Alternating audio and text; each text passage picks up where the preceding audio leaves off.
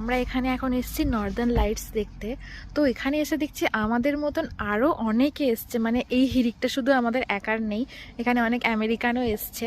তো এখন অন্ধকার বলে সেই ভিডিওগুলো আমি আপনাদের দেখাতে পাচ্ছি না, কিন্তু অরা লাইটটা সত্যিই দেখা গেছে এখান থেকে ভিজিবল হয়েছে। আমরা এখন একটা এসেছি খোলা মাঠে, ম্যাপেল ভিউ। এটা আই থিঙ্ক আমি আপনাদের দেখিয়েছিলাম আগে, আমরা আইসক্রিম খেতে এসেছিলাম এখানে।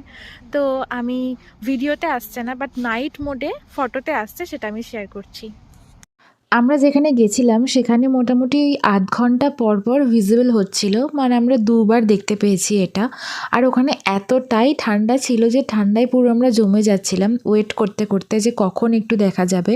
আর আমরা কনস্ট্যান্ট ফোনে ক্যামেরা বের করে নাইট মোডে দিয়েই রেখেছিলাম যাতে আর কি দেখা যায় কখন আসছে সেটা। তো সামনে থেকে দেখতে এটা খুবই ভালো লাগছিল।